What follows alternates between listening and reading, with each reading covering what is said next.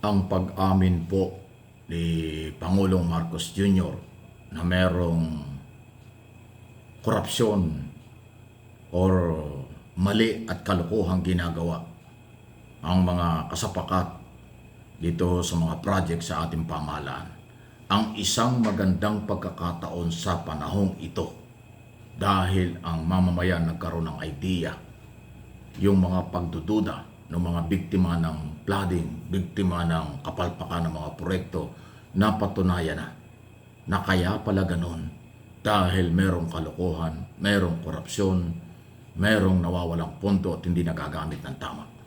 Kaya magpasalamat tayo mga kaibigan kasi ang Pangulo ay umamin matapos kanyang madiscover sa kanyang pag-iikot hindi lang sa Metro Manila kung hindi sa buong Pilipinas na yung pinaglaanan niya ng pondo ay hindi ginamit ng tama. At ang masaklap, meron pang ghost project, multong project, may pera pero hindi ginamit, ibinulsa na kung sino-sino. Maaaring politiko, taga DPWS, kasapakat ang kontraktor. Kaya ko inuulit ito mga kaibigan kasi merong mga nagko-comment na, oh Mike, parang nagbago ka. Oh Mike, bakit iba na yung dating mo ngayon? Aba, intindihin po ninyo. Ibinabalita ko itong korupsyon ito sa mga project, hindi galing sa akin. Ang presidente ang nag-expose nito, naintindihan man nyo? Yung mga saradong isip, ibukas nyo, kaisipan nyo. Huwag nyo sisihin ang mga nagbabalita ng totoo. Nasa social media, traditional media na nagbabalita. Ako po ay kasama ron kasi hindi kami nagbabalita ng fake news. Tandaan nyo yan. Dahil ako ay lehitimong mamamahayag, bawal na bawal sa amin ang fake news. Itong issue ng korupsyon sa mga project, hindi ito fake news. Presidente ang nag-expose nito. Naintindihan ba ninyo mga kaibigan? Doon sa kanyang State of the Nation address, nagsimula ito noong July 28. Nag-press conference siya, yan din ang kanyang sinabi. Nanawagan pa nga at nagbukas siya ng website, isumbong sa Pangulo, ang taong bayan na magsusumbong sa mga project na nabitin o hindi nagawa sa inyong mga lugar sa buong Pilipinas. So, ito lang ang presidenteng umami ng korupsyon dahil hindi niya kinonsinte. Hindi siya sumali sa korupsyon. Hindi niya pinayagan ng korupsyon. Kaya kanyang ini-expose ito. Sinong presidente ang nag-expose ng ganyan? Wala pa. Panahon ni Cory, Ramos, lahat na, Erap, Gloria, Aquino at Duterte, ini-expose ba nila na merong ghost project sa kailang gobyerno? Ghost project sa mga programa ng gobyerno? Wala. Walang umamin. At naniniwala ba kayo na walang korupsyon mga panahon yun? Aba, hindi totoo yan. Mula noon hanggang ngayon, tuloy-tuloy ang korupsyon sa mga proyekto. Nandiyan ang mga percentage na kailang kinukuha.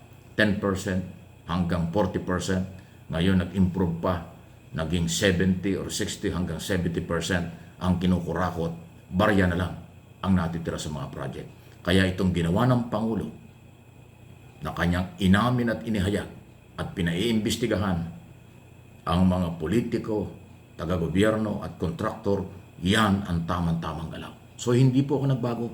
Ibinabalita ko at sinusuportahan ko ang ginagawa ng ating Pangulo. Huwag kayong sarado ang isip na mga nagko-comment na nag-iiba daw ako. Hindi po. Kung anong ginawa ng Pangulo at sinabi ng Pangulo, yan ang ating sinusundan. Yan ang ating sinusuportahan. Pag sinabi niya may korupsyon, sige, may korupsyon. Panindigan ninyo. Pag sinabi niyang malinis, sige, malinis, panindigan nyo. Pakita nyo kung malinis. Ganun po. Hindi tayo magtatakip ng kahit ano. Kung anong sinabi at ano ang nangyayari at nakikita natin, yun ang ibinabalita. Okay? So, marami po. Tulungan natin si Pangulong Marcos na i-expose pa niya, ihayag pa niya, hindi lang flood control project. Baka meron ding anomalya sa pabahay, sa mga farmers, infrastructure project na malalaki sa mga highway, mga tulay, farm to market road, ayuda, at kung ano pa. Dapat i-expose din ng Pangulo yan. At yung mga gumagawa naman ito, tumigil na kayo. Kasi itong pag-amin ng Pangulo sa anomalya sa flood control project, isang malaking wake-up call sa buong gobyerno. na kung pinangalanan ng Pangulo, tinukoy ang mga proyektong kalokohan, kinurakot ang pondo, posibleng isunod niya yung ibang mga proyekto na kung sakaling merong pang ganito. Kaya kung kayo ay gumagawa, involved kayo sa mga kurakot, tumigil na kayo. Madadamay kayo at dapat lang naman ma-expose kayo. Kaya hindi sinabi ng Pangulo na merong anomalya sa flood control. Hindi naman sinabi niyan dito lang. Ako naniniwala sa aking personal na opinion. Meron pang iba sa ibang mga proyekto.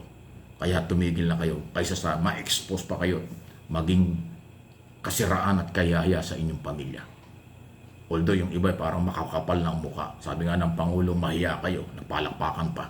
So ibig sabihin, walang hiya, walang kahihiyan. Yung sona ng Pangulo at sinabing merong korupsyon at mahiya kayo, hindi naman taong bayan na sinasabihan nun. Inireport lang niya sa taong bayan may korupsyon. Ang sinasabihan nun, mga politiko, kontraktor o lahat ng sangkot sa katiwalian, mahiya kayo. Yun po yun. Hindi mamamayan nagbabayad ng buwis ang sinasabihan doon. Inireport lang niya. Pero ang kanyang pinaringgan, kanyang sinabihan, yung nasa harap niya, hindi man tinukoy pero kayo yun. Mga senador, congressman, kontraktor, mga negosyante, pribadong sektor na involved sa korupsyon, na nandun kayo sa gallery, nandun kayo sa audience, nanood kayo ng television, nakinig kayo sa radyo, kayo yun. Hindi ang mga nagbabayad ng buwis na manggagawa, hindi mga farmers na mahirap, hindi driver na mahirap, hindi OFW mahirap, hindi kung sino ang pinaparinggan ng Pangulo. Inireport lang niya sa bayan dahil so na yon. Ang mga nagsamantala ang sinabihan nun, mahiya naman kayo. Ang tanong, meron ba silang kahiyan? Mukhang wala.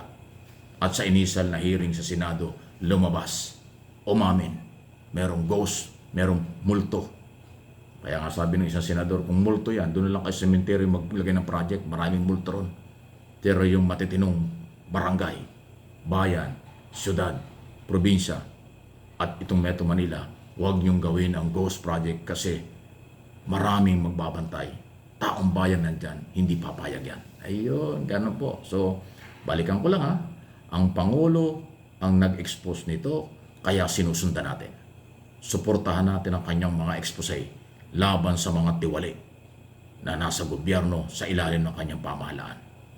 Maganda yan kasi hindi niya pinagtakpan. Yun ang the best move ng Pangulo. Hindi niya kinonsente at hindi niya pinagtakpan, sa halip pinangalan ng mga kontraktor at maraming mga pangalan lalabas sa mga susunod na araw. Ayan po ang maganda para sa atin lahat. Okay? Please like, share, subscribe and follow at mag-comment na rin po ng pagiging professional naman ang dating. Okay?